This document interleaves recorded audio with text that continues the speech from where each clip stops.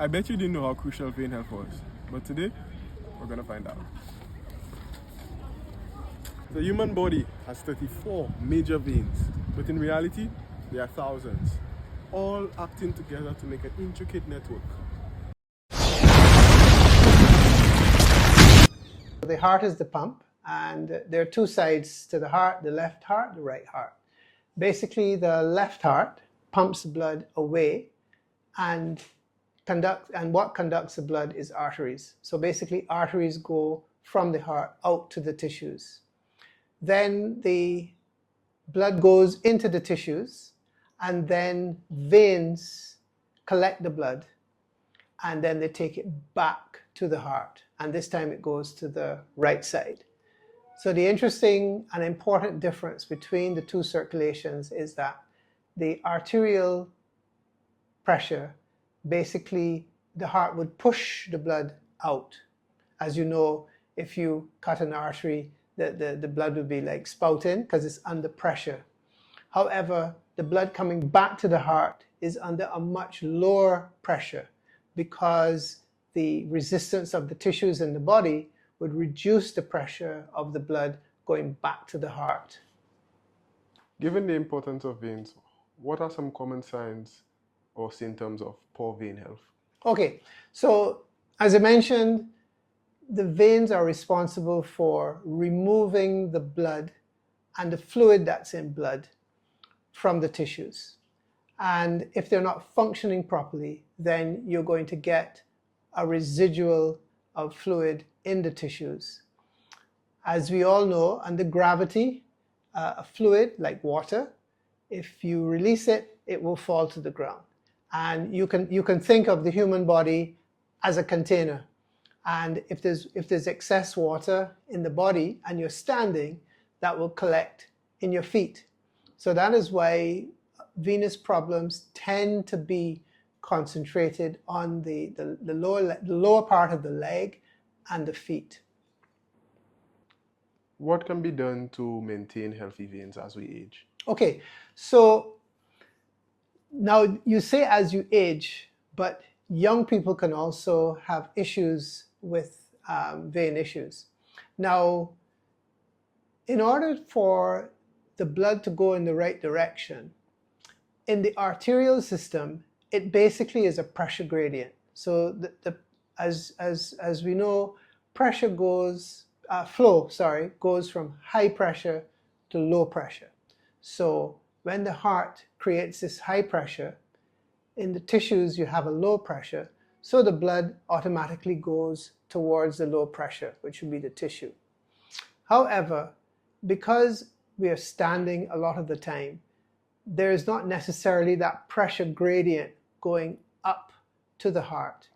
And certain things will improve it. For example, breathing and moving. Now, when you're standing, the only thing that prevents the blood from going in the reverse direction are one-way valves. So you could think of this as a normal door. The door will open and allow someone to come in. But if you close the door will not open in the other direction. So in the veins, you have a similar situation. There are usually two valves on opposite sides, and when blood is going up to the heart, the valves will open, allow the blood to flow, but then by gravity, when the blood tries to come in the reverse direction, the valves will close and prevent a to and fro, which would be very inefficient. However, in certain situations, those valves will fail. And so that's why I was coming back to it's not necessarily an old age issue, because you can have valve issues in young people, especially women, especially pregnant women, and especially in people who have a family history. So there is a genetic component. So you'll get young people who have a family history of, let's say, commonly called varicose veins, and they will actually have issues with their veins. But you're right, generally speaking, everything tends to deteriorate with age. So you can have someone, for example, who as a young person didn't have any varicose veins, but maybe they're a teacher, they're standing all the time, and maybe when they get to their 40s and 50s, the valves start to fail because they're under constant pressure if you're standing. And that can lead to the problem. So basically at the core of the matter, in 90% of the problems, something makes the valve fail. Whether it's genetics, whether it's constant standing, whether it's something really serious but fortunately rare like heart failure, but something puts too much pressure on that valve and it fails. The other important cause of a valve failing is what's called deep vein thrombosis. And people talk about a blood clot. So depending on the situation, you can form blood clots in the veins in your leg. And when that happens, when the blood clot finally resolves, it can resolve with destruction of the vein. So that is a very important cause of valve failure in someone. And of course, again, that can happen at a young age. Can vein health issues be reversed, or are they always progressive? No, they can absolutely be reversed. There are lots of things to mitigate. So the first thing, of course, is prevention. And you can't control your genes, but you can certainly control your activities. Generally speaking, we advise people as much as possible to rest their legs during the day. So that would be in the ideal situation if they get to lie down and elevate the legs during the day. Some desks have a simple bar across at the bottom. That's actually to put your foot up on so that you get some elevation. Because basically what you're trying to do is to let gravity work for you. When you stand, gravity is working against you. But when you lie down with your legs up, gravity is now working for you. So persons like teachers, for example, we would advise them, to try and walk around, because there's a big difference between standing and walking. When you walk, the calf muscle pumps the blood out of the leg. So that if you think of the heart pumping blood out to the tissues, the calf muscle pumps the blood back to the heart. So walking is very important. You don't want to sit too long or stand too long stationary. So for example, if you're an office worker and you're having to be at your PC, putting in data and so forth, get up, go to the coffee machine. Instead of sending an email to somebody across the building, get up and go and send them the message. You want to keep walking. If you do find, for example, as many do at the end of the day, they have leg swelling, then we would advise them to, put their feet up at the end of the day. And people who have active venous problems, we actually get them to get 2 6-inch blocks, put it on the foot end of the bed so the bed is slightly elevated, so that while they're sleeping, you get that favored drainage and low pressure in the valve, in the vein, which will favor the vein health. Given that technology and science is rapidly evolving, are there any modern treatments available for vein-related conditions? Okay, so the answer to that is yes. So in terms of vein-related conditions, commonly we would see things like varicose veins, which are visible veins on the legs. They can be really tiny, and we call them spider veins. They look like a spider web. They can be slightly bigger, like around 2-3 millimeters. We call them telangiectasias.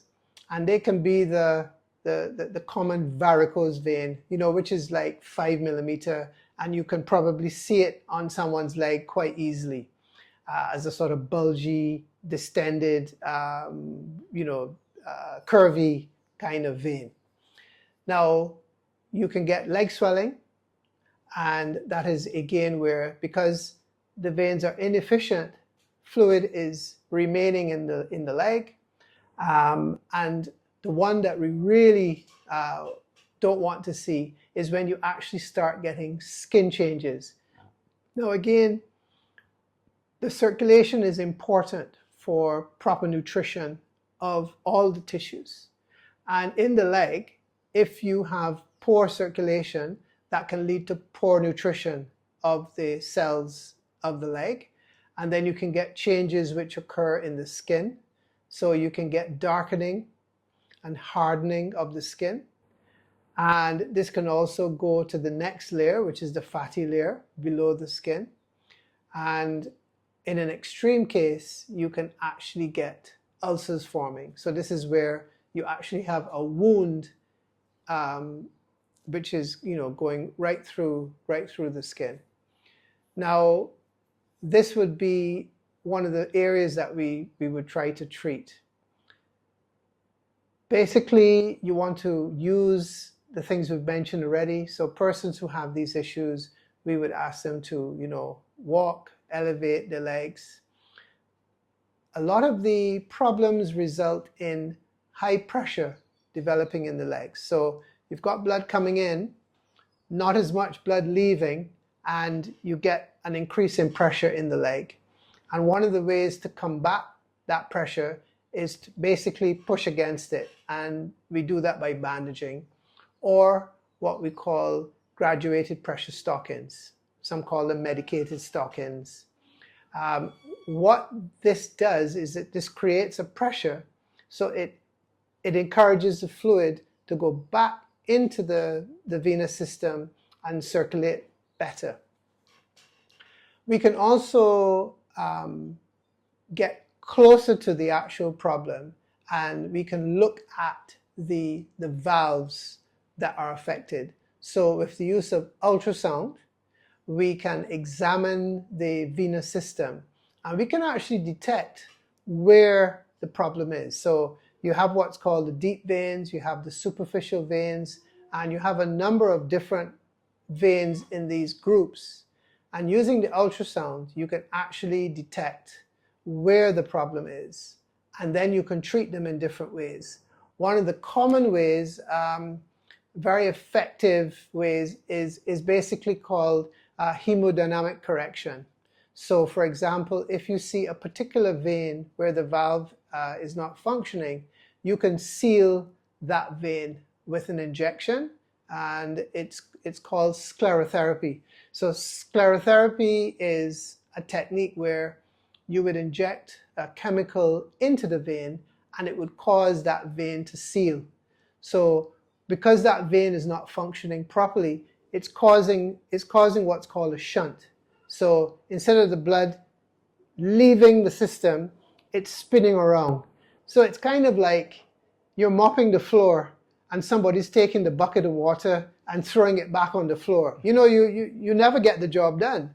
So in the same way, we try to seal the veins so that person doesn't come along and keep tipping over the bucket. So the fluid enters the venous system, and rather than going into this shunt, it goes out.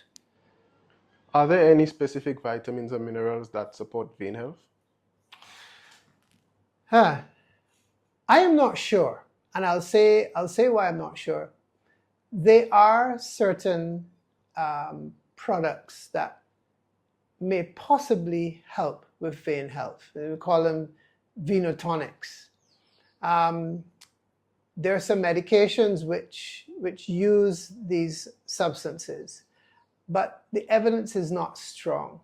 And I think that if someone has maybe mild symptoms, then there are supplements that you could get. But I am not convinced that if you had a more serious venous problem, that they would actually make you heal without other interventions. If someone smokes and drinks regularly, what are visible signs that their veins may be at risk? Smoking and drinking per se do not directly affect the veins. Now, you do have a higher risk of blood clot if you smoke. Of course, we know that smoking affects the arterial system. You can get narrowing and damage to the vessel wall and so forth. there doesn't seem to be as aggressive a problem when it comes to veins and smoking. But definitely smokers have a higher incidence of, higher risk of forming deep vein thrombosis. Alcohol per se, I don't think has any effects one way or the other on vein health. Of course, smoking and drinking can lead to maybe a lifestyle that's more sedentary. Alcohol, of course, has calories. It improves your appetite, so therefore you may overeat, and this could lead to obesity. And obesity, because of what we call truncal obesity and visceral obesity, it can put pressure on the vein and the large veins that pass through the abdomen, and that can lead to chronic venous insufficiency. And lastly, can you tell us what inspired you to become a doctor? For me, that was easy. Both my parents were doctors, and I think I grew up in the country in Barbados, and it was nice to see the effect that my parents had on people's lives, how they were appreciated, how they were able to help people in different ways. My father was a surgeon, and I got particularly interested in surgery because I would sometimes have to wait while he was maybe doing a suturing or something. And you have all the instruments, and of course for a child, instruments really spells toy. So yeah, I became interested through that. If you appreciate what we do at Terah Nexus and you'd like to show some support, please like, subscribe, share our content, and check out our website to see what other good stuff we have to offer.